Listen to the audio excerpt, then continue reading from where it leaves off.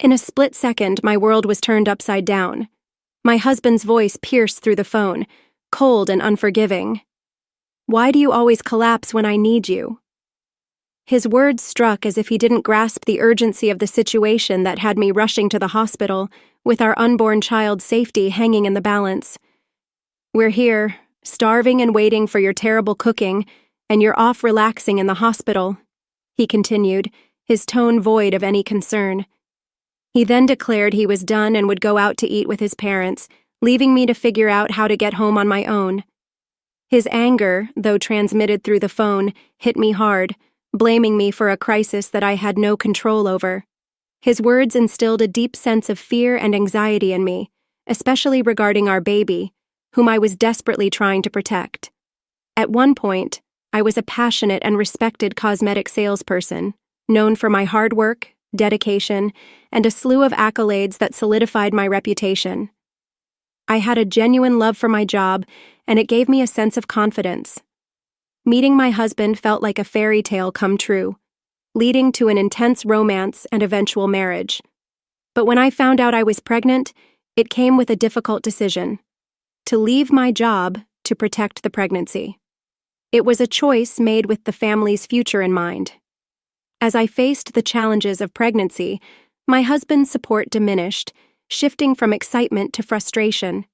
What should have been simple tasks now felt insurmountable, and my attempts to meet his needs often fell short. "Where's my lunch?" he would ask, only to mock the simple sandwiches I managed to prepare, accusing me of not handling smells well. His words stung deeply. "Pregnancy is not an illness," he'd say, disregarding my struggles and leaving me to navigate them alone. The man I had fallen in love with seemed to disappear, replaced by someone less understanding and more critical. His presence at doctors' visits dwindled, and his willingness to share household responsibilities evaporated. Our home, once a sanctuary of love and respect, had become a place of tension, where I found myself fighting not just for my own well-being, but also for the well-being of our unborn child. I clung to the hope that somehow we could rediscover mutual support and understanding. "Maybe he's just exhausted," I'd tell myself. He had recently taken on a mentorship role at work, and it had been a demanding position. Perhaps this was why his patience had worn thin and his frustration had grown. I kept telling myself that once the baby arrived and his workload lightened, everything would fall back into place. "It's going to be okay," I whispered softly to my belly, trying to stay hopeful despite my physical changes and the strain in my marriage. However, things continued to deteriorate between my husband and me. As if that weren't enough, my in-laws started dropping by unannounced, adding to my already overwhelming stress. They criticized the state of our home, questioning how we would manage once the baby arrived. Despite their constant judgments, they expected to be treated as guests and demanded that I prepare something for them to eat on the spot. Caught off guard and unprepared, I was left feeling inadequate and criticized for not being a better host. Each visit ended with their disappointment, and my husband always sided with them, never standing up for me. No matter how hard I tried, it was never enough, and I was left feeling like I couldn't measure up in their eyes. One day, while I was heavily pregnant and sent out to buy groceries, I collapsed from the strain. When I woke up in the hospital, I learned that I had passed out from overexertion, but thankfully, our baby was still safe. The doctors recommended a few days of rest in the hospital to ensure everything was all right. As I looked at my phone, I noticed several missed calls from my husband, and I realized he must have been worried when I didn't return from the store. Hoping for some concern or relief in his voice, I called him back, only to be met with anger. "Where have you been?" he demanded, his tone harsh and unforgiving, as though my health and our baby's safety didn't matter at all. His words made me shudder. "I'm sorry. I collapsed at the grocery store and was rushed to the hospital. They've put me on IV fluids and advised me to stay here for a few days for observation." But instead of concern, his response was cold and impatient. "You collapsed, and I'm supposed to care? Why don't you answer when I call you? You're so slow." His words stung deeply, and I couldn't bear the thought of exposing our unborn child to such negativity. "Please stop yelling, it's not good for the baby," I pleaded, but it was futile. He continued, undeterred by my request for kindness. "We're starving here, waiting on your terrible cooking, and you're just taking it easy in the hospital." It was clear he intended to dine out with his parents and leave me to fend for myself, even in my condition. His voice, full of anger and devoid of concern, made me recoil. I didn't want to expose my baby to any more of his harsh words. I ended the call, feeling utterly alone and disheartened. As I returned to my hospital room, tears streamed down my face uncontrollably. In that vulnerable moment, a familiar and comforting voice reached out to me. "Are you okay?" I looked up to see Helen, a customer I had grown close to during my days as a cosmetic salesperson, offering me a towel. As soon as I recognized her, relief and warmth flooded through me. "Helen, it's really you. I'm so glad you remember me." Our reunion felt like fate, a much-needed reminder of kindness and human connection in my darkest hour. Helen had been more than just a customer. She was a woman who, after a difficult divorce, had lost her self-confidence and stopped wearing makeup altogether. I recalled the day I first approached her at the cosmetics counter, offering to help her try some makeup. The transformation in her appearance had been more than physical. It was an emotional healing for her, a step toward regaining her self-esteem. Over time, Helen had become more than a customer to me. She became a friend. But 5 years before I left my job, Helen had stopped coming, and I always wondered what had happened to her. Now, here she was, a beacon of support when I needed it most. "I had returned hoping to reconnect with you," Helen said, her voice filled with surprise. "When I visited your old workplace, I found out you had left, which really took me aback." She paused, her voice laced with a hint of disappointment. "I apologize for showing up unexpectedly. I was actually abroad for work, you see. I run a business overseas and it's been quite hectic. It's been ages since I've had the chance to enjoy summer and cuisine, so once things settled down a bit, I decided to come back. Would you believe it? Right after I tried to find you, I ended up here with appendicitis." Helen laughed lightly, her optimism contagious despite the situation. "It's just in the early stages, so medication should do the trick," she continued. "And if I were still abroad, the treatment cost would have been astronomical. In a way, I'm relieved it happened here." Her positive outlook and familiar smile were like a ray of light, lifting my spirits. We spent the rest of the visit reminiscing about the past, sharing joy and laughter in the midst of everything, and for the first time in a long while, I felt truly supported. As our conversation deepened, Helen, with her warm and ever-genuine smile, gently asked, "You don't have to share if you're not comfortable, but I noticed you seemed upset earlier. What happened?"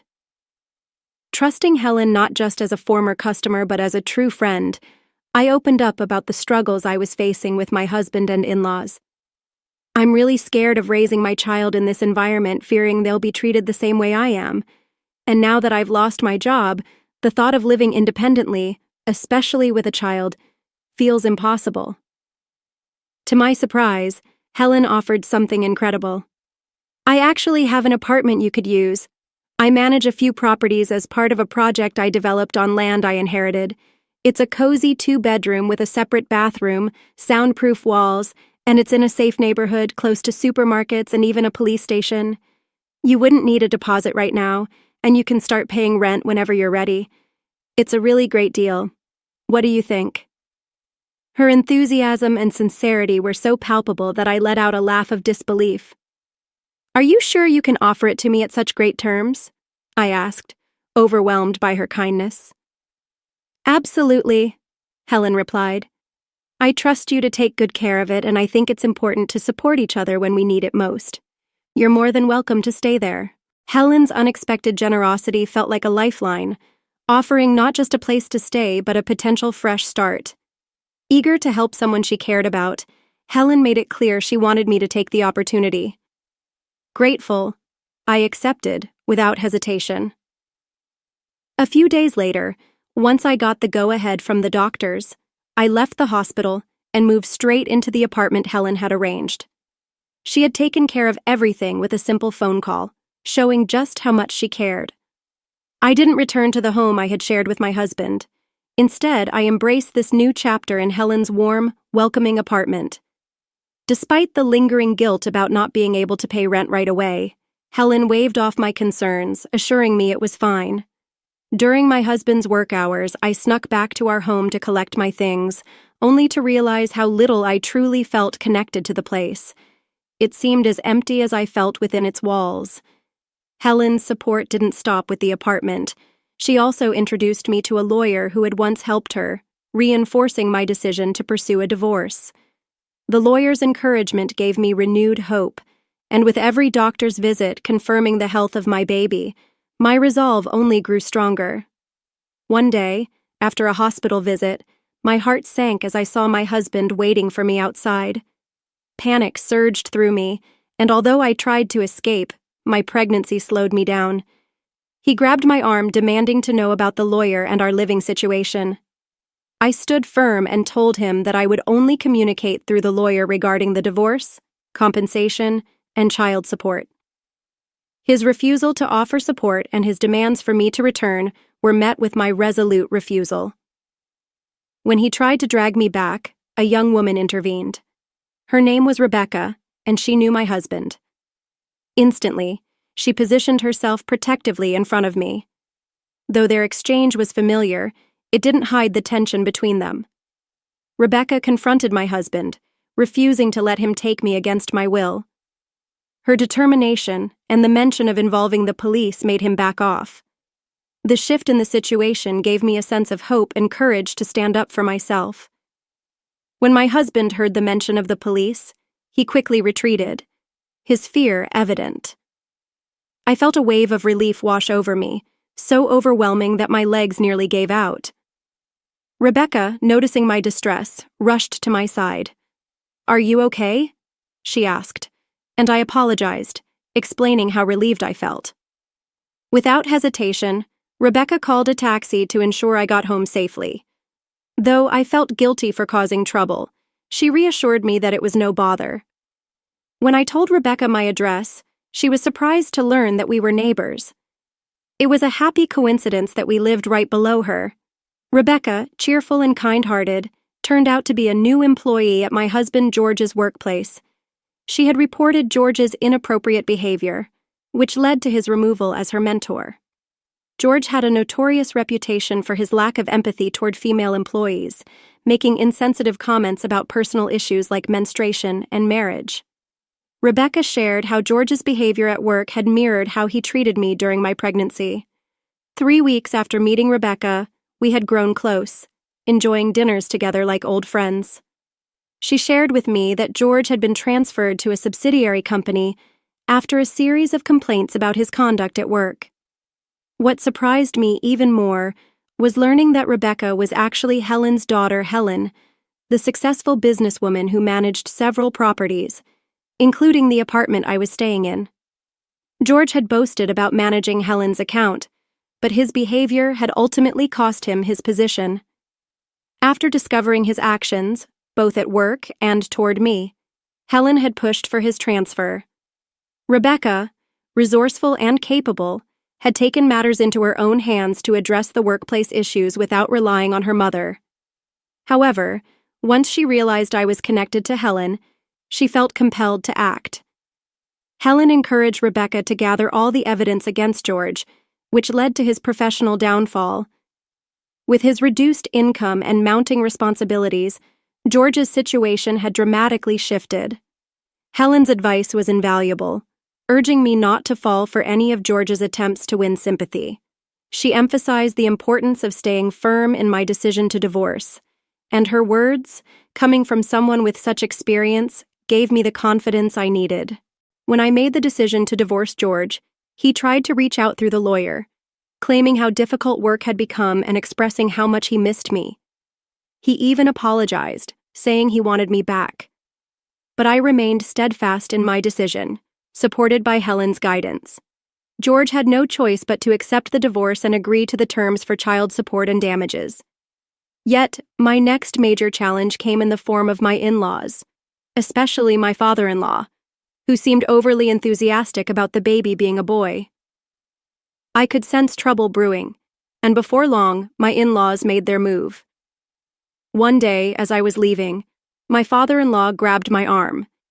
He had followed Rebecca, presumably to confront her, but then he saw me and demanded that I hand over my baby once it was born, claiming the child was the family's heir. Despite my efforts to break free, his grip was tight. Just then, a commanding voice cut through the tension, demanding that he let go of me. In an instant, he was sent flying, thanks to a swift judo move. It turned out Rebecca, a top-ranked judoka with national titles, had mastered judo to protect herself and her mother during difficult times.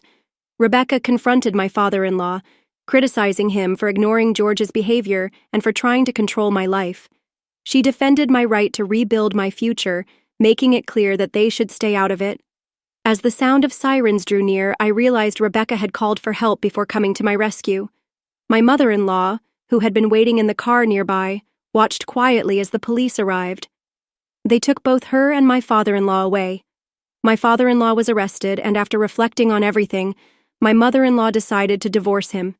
She chose to start over and live a life free from others' control, opting to move back to the countryside.